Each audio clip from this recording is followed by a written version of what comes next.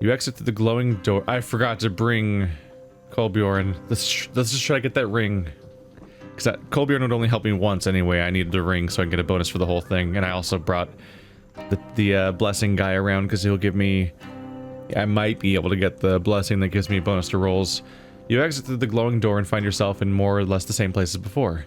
Malclips waves at you from a few steps away, surprised and bemused. The crunching of leaves underfoot betrays the goblin running further into the forest. Follow the goblin. Follow the goblin. What? What? Oh. If you follow him, he may lead you to the goblin treasure hoards of legend. I've never seen that happen before. A duplicate of the same card spawned, and then the token moved from one of them to the other one. That's bizarre. I was just like, I was confused because I thought that they were gonna give me a brand new Follow the Goblin card that was identical to the previous one, and I have to put it in my deck next time.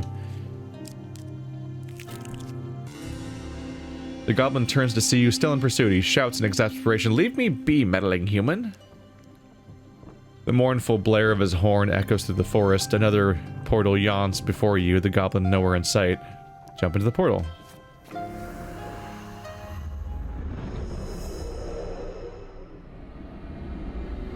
Are we about to do an obstacle course marathon? Too bad you can't just solve all your problems with money. Although you kind of can. Oh look, a different layout, I think. So having sufficient money does not mean that I can magically beat the challenge of finding the traitor and all the clues because of the fact that they the candle as a time limit. They did that to make sure the money didn't just make you win via attrition. But I can use said money to buy stuff that helps me with dice rolls, hopefully.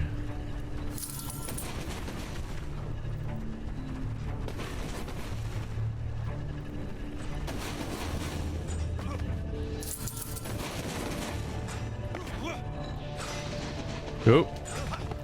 It takes a lot of steps at once sometimes. Okay, this is an excessive amount of money. I'm starting to think that this card's gonna end with some sort of scenario that takes the money away from me. There's one last one over there. Can I even get through these? Ah! Oh, it's based on a timer. Okay. I was like, how the hell do you get past this? Alright, well now I've just got an excessive amount of money. I'm just kidding, there's no such thing, obviously. Oh right, you can run in this game for some reason. If you hold down the roll button, you can run a bit. Somewhat useful, I suppose, for trying to get away from crowds a little bit, but yeah, like the environments are so small in this game that the running is almost weird. I will pretty much always spam dodge, no matter what, I'm sure. You find yourself face down in a pile of leaves, being shaken awake by Malclips. Slightly dazed, you hear the jangle of coins in the distance. Follow the goblin. I have 90 gold already in the first scenario. Oh my god. What is happening? Oh hey, make a donation. Gambler's Banquet. Food every dice gambit. More life whenever you get gold gain. Come on. Oh. Yes! Divine Providence. +1 to each of your dice during a dice gambit. Boom. Consider those clues gotten. I can't believe that actually happened. This... Oh man. This scenario is going so absurdly well right now that you know something's gonna go wrong now, right? Oh no. Follow the goblin. His face contorts into a look of irritated disbelief as your eyes meet. Follow the goblin. Follow the goblin. Follow him now. Here's a fun idea. Maybe if you don't want travelers to follow you, maybe don't keep luring them to places that are not that dangerous, full of very avoidable traps, but untold riches. Because that's really just screaming, follow me. Admittedly, the traps are getting more common and the riches are getting less common now.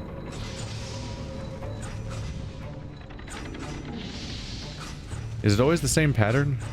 I'm looking at the spinning thing, not the spike traps.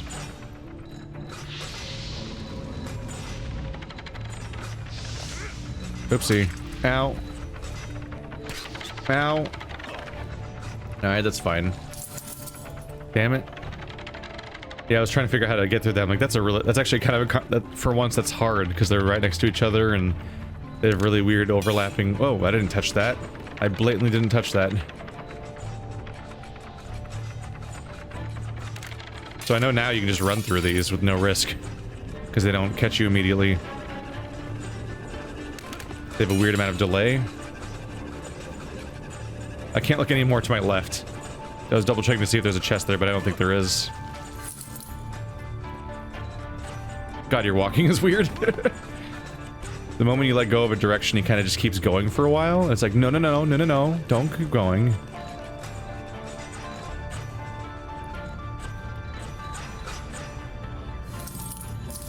I see the last one. I'm not missing it. Untold riches. I'm gonna buy all the items the merchants have, apparently. Fantastic. Ha! Plus one.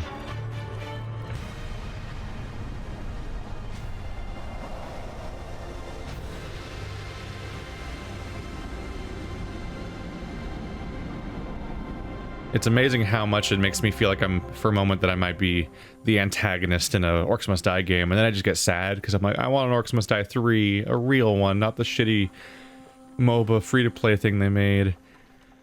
The portal deposits you directly in the path of an oblivious Malaclips, bowling him over. As you pick yourself off the ground, you spy the elusive Goblin escaping over a hill. God damn, this guy's elusive.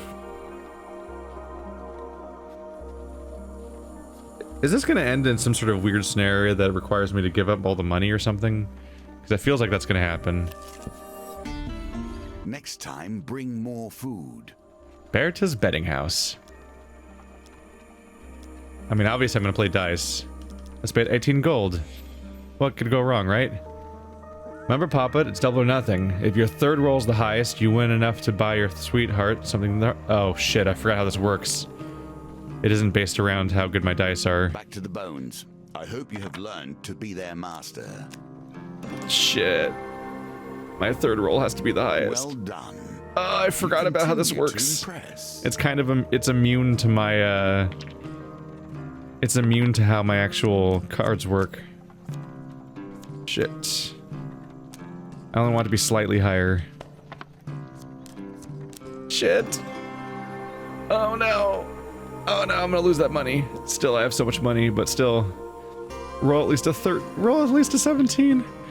Alright, well my cap is 21. So 17's not completely crazy, but still pretty high up there. That has to turn to at least a 4. I think I should leave you. Come on. Oh my god, I got it. Alright, well that was a big risk I shouldn't have done. You gain 36 gold. Hooray! Alright. Play dice. 6 gold. I think it's 1 dice, 2 dice, 3 dice. Let's do 6 gold. No, it's still third roll's the highest. Shit. Oh well, I bet a tiny amount of money. I thought it was... Well, yeah, it couldn't be 1 dice, 2 dice, 3 dice because the, there's no such thing as 1 dice with requiring you... Oh no, that's it. Oh, well this isn't happening. It's a good thing I only bet 6.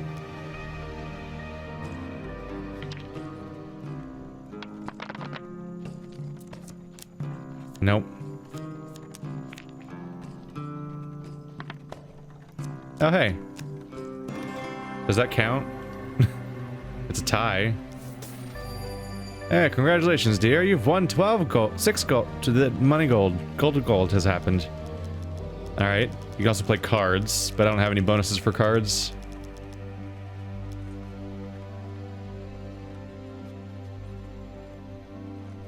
I'll just try again. Bet 3 gold.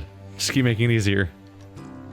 No stakes. I just want to see if anything special happens if you run out of bets in this location, like story-wise. So I kind of want to run out the night just because. But I don't want to keep risking my actual money because I don't think my luck will hold, even though it has somehow. Gotta increase it by 3. Wow. As precise as it could go. Making it pretty easy to roll well in my last round. Yep, first roll. Those are some fantastically dreadful first 2 rolls. With a dull tinkle, Berta rings a small rusted bell. Time to go home. She hands out the rest of her baked goods, and the rough patrons wander off sadly. Aw. Feels like a criticism of gamblers if you're talking about them being so sad. I'm seeing the downside of this, which is that this scenario is so long, it's actually making me run out of food. Panting, the goblin blows his horn, producing a weak wheeze. Curse you! Leave me be! Wearily, he hefts his gold sack into the portal before tumbling over. Follow the goblin. I'm about to run out of food, though. This is a concern. And I'm gonna have to spend, like... Oh, I'm gonna spend way too much money getting the hyper-expensive version of food, which will suck. Okay. Stuff on both sides. It's all gold, though. Yeah, it's a little rough that none of it's ever food, apparently.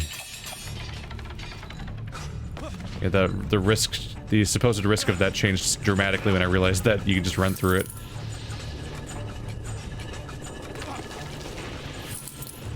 And that fire has a maximum range, evidently.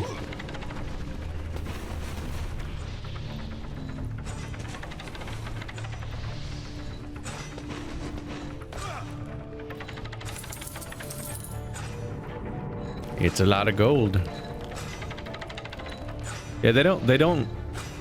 So the camera treats this as the forward direction and it lets you rotate the camera left and right. It actually stops rotating at a 90-degree turn. And it refuses to let you see all the way... it refuses to let you see the way you came from, which is dumb. It's really dumb, not only because it's a bad camera, but because this is blatantly a circular level design where they expect you to backtrack as a basic part of getting through it. Like, you have to go backwards in order to get all the paths. Unless they thought that you'd only take one path, in which case they sure as hell didn't actually design it that way, so you'd be required to. And naturally, every player's gonna try to get all the money they can. But you straight up can't turn the camera around all the way, even though the level's blatantly in a circular pattern. That was not at me yet. Oh well.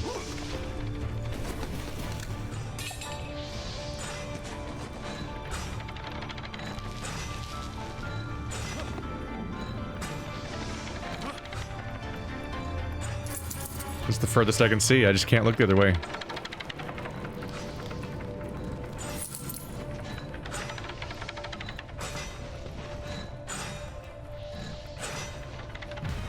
Deuces. We're making so much money this episode.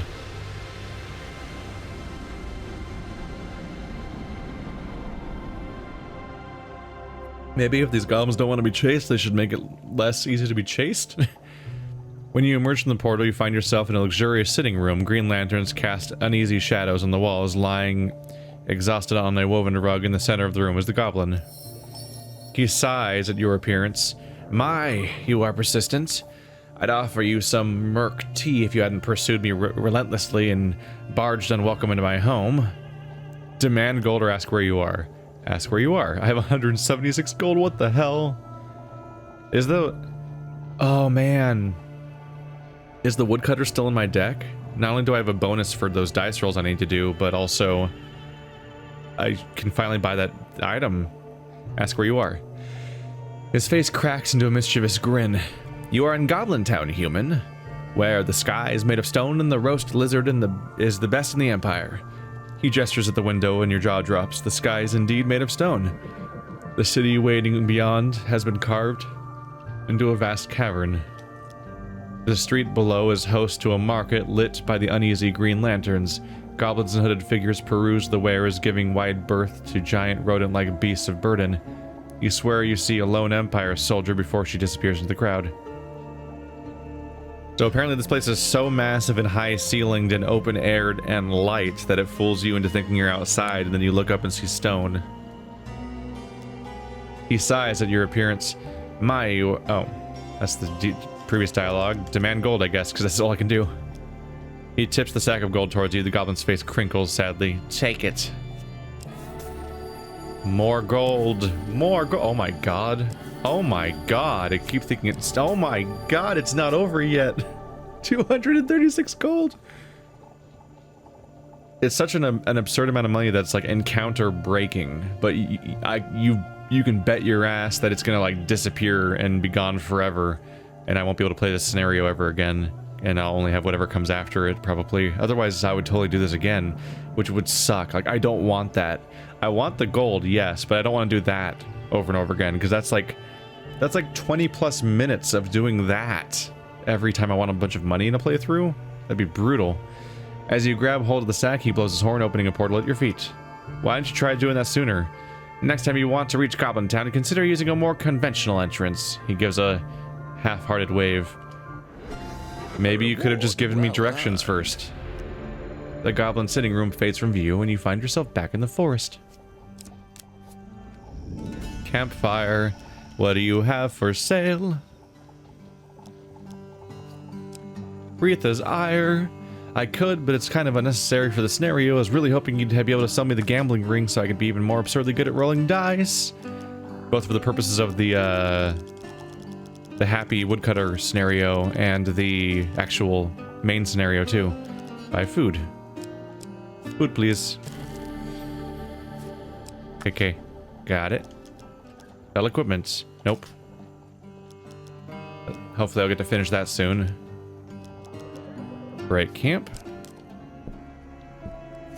Well, that was a hell of a first floor. Enter the inn. Ask why the underling would want to kill them. The assassin will always lie. Alright, let's go with Bourdain. Yep, we're gonna get the repossessed stuff, which means that they're gonna ask for the flesh sacrifice, like always.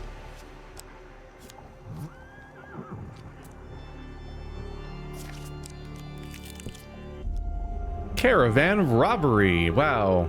Hey, maybe I'll get a chance to get some food. That'd be nice. I'm not a vain man. Wow, read the desire, just sitting there, huh? Appreciate that this game, has been my focus for more years than I can count. I have a certain pride regarding its twists and turns. Wait, another carriage. This seems like such a powerful card to have in your deck. Oh, that's good. That's probably the best thing for me is a bunch of food, but I was also kind of hoping for getting Retha's ire, just because I could sell that. Uh-oh. Uh-oh. Yay!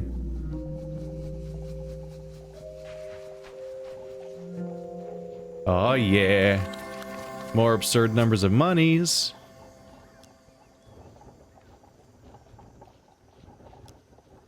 Let's just leave.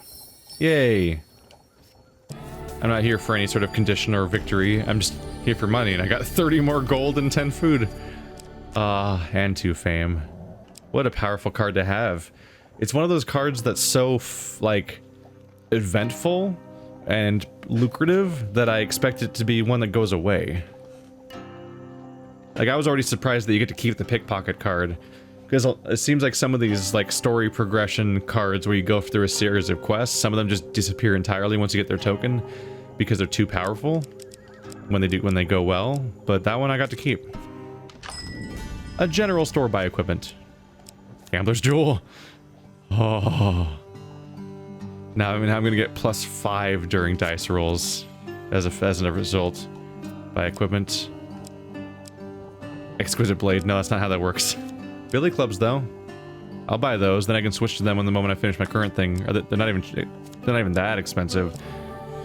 They're a little expensive, but I'm being a little greedy here with my money. And leave. Not yet. Goblins! You've been ambushed. Oh, goodness me, what are we going to do? An anarchist of greed? How dare they? I can't believe I've got both of my... I got my blessing and my ring that give me bonuses to rolls. And I have a mountain of money. And I've got food. And I've already completed an objective.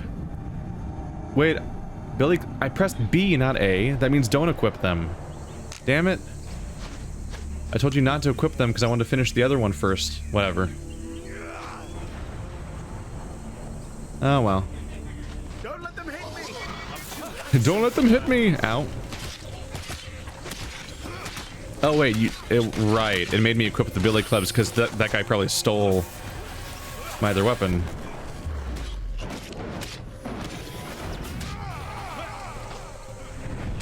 How am I supposed to defeat you with my finisher if it doesn't, if you go into freaking, kill me with that mode? That's problematic. Ah.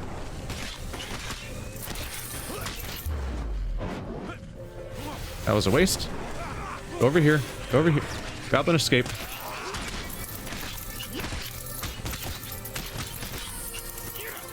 Alright, they're down.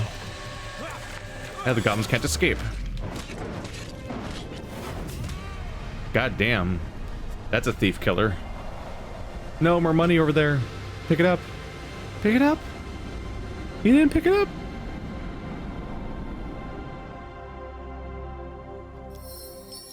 To fame. Unfortunately, a coin purse feels a little lighter. Come on, I killed... It's really frustrating having to pick it up. You have to pick up the money during the fight, as far as I can tell, which is frustrating because, like, I can't... I'm fighting. Like, why would you not go and pick up the rest of your stuff afterwards? Yes? Alright, can I go back to the general store, please?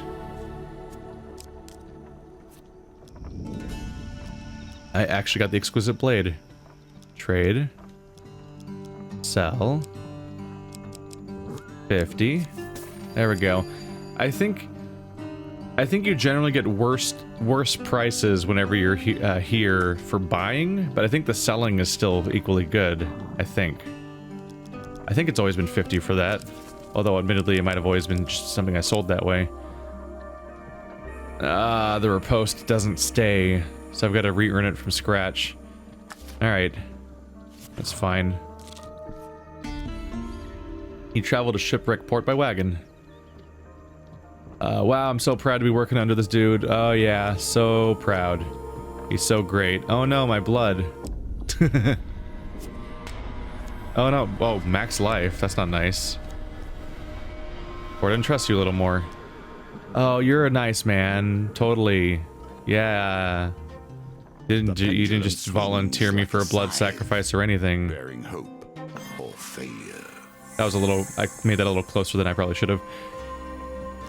He trusts you even more. What do you think about Father Duty Dude? And what's your favorite food? Why are you so uncomfortable about talking about your favorite food? Oh man, you got a wife? That's nice. Wow, I feel like in those movies where somebody has to relive the same day over and over again and they like pretend to care about the conversations, but they actually don't because they've been through it so many times. What's the goblin problem? Oh man, give me that ring. There we go. So now they'll stop stealing my weapon. Thank you. Funny bunch, goblins. Let's go with Rowena. Rowena's the one that wants me to fight. And it's going to be over right in there. Right in front of me. Alright.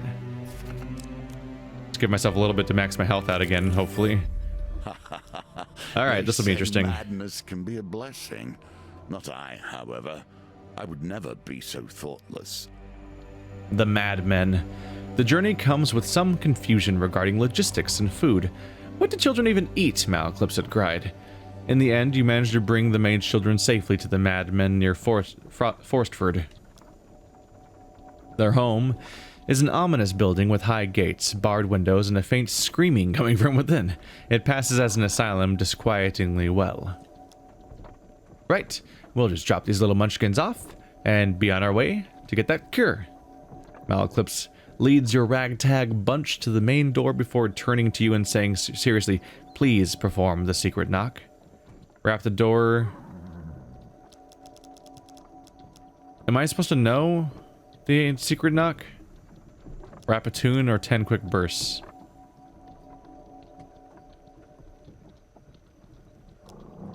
Knockatoon. Malaclips wipes an imaginary tear from his eye. Beautiful, simply a masterpiece. That wasn't the secret knock, but I accept it anyway. Then he merely pushes open the unlocked doors. Okay, so he's fucking with me. You are met by two tall men, identical twins, dressed in patterned nightgowns. Ira of the Vale told us you'd be coming, one of the twins says. I'm Barry and this is Mary. They call us the Madmen, but it's only a name. They shove you aside and hurry the children indoors. Are we taking these children to some kind of, like, series of unfortunate events house? We're good sorts, aren't we, Barry? The twin nods as he brushes the children's hair and hands them nightgowns. Yes, indeed, but sometimes I forget we're merely acting, and I do mad things like setting the farm on fire. Keeps the rabble off our trail, though, doesn't it? Mary nods as he brings out a plate of warm, spiced breads.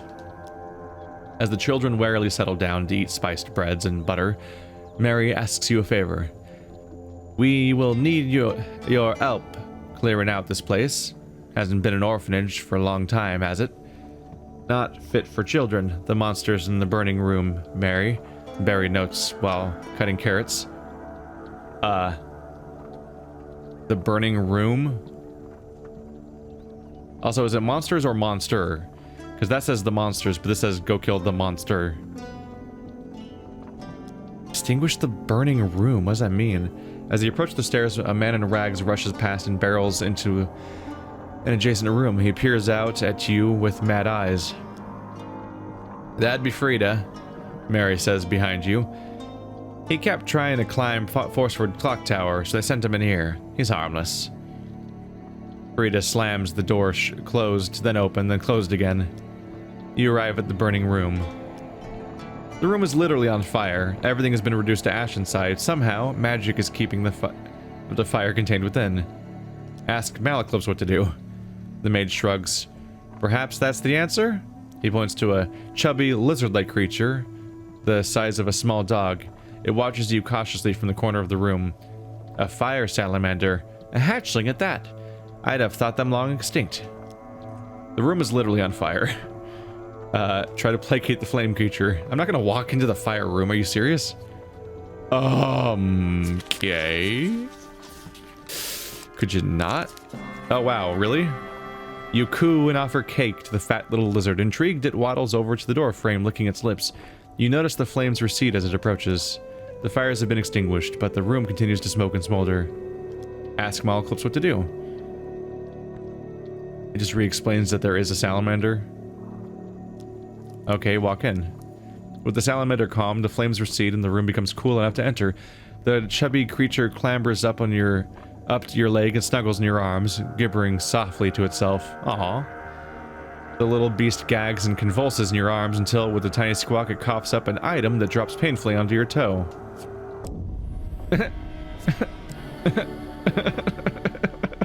Why? What if that killed me? Like, I get it, it's a funny little joke and everything, but like, what if, like, there's so many, like, on the edge scenarios. What if the thing that killed you in your playthrough was that you charmed the happy little salamander with a really unlikely victory, and then it drops a grenade on your foot and kills you, and that's how your run ends? Like, it's a lot of damage. 10? It's not negligible. So this is a stunning grenade. Also something I could sell if I wanted to, but I'm doing fine on money at the moment. That's my only artifact.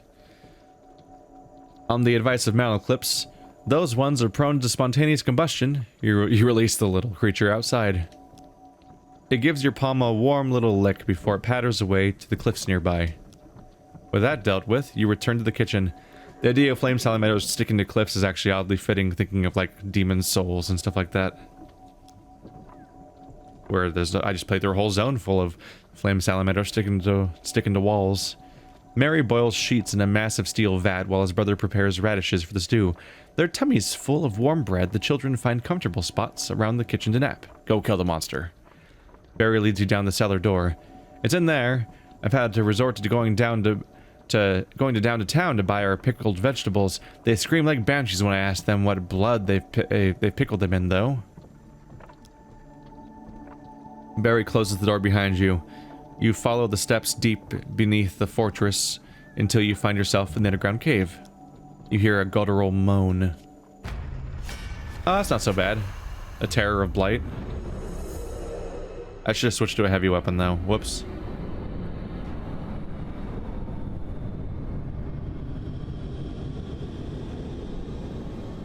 I always have to remember the fact that I have to manually pause it and manually switch to that.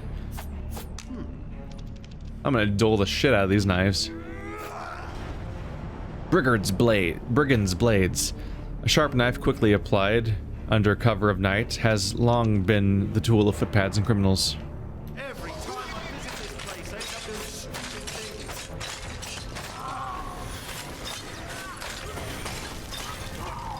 things. Oh, Jesus! I was not expecting him to just pivot like that. Like, okay, he's clearly attacking in the northern direction, and then he just pulled a Dark Souls 2 and completely spun around. Target tracking.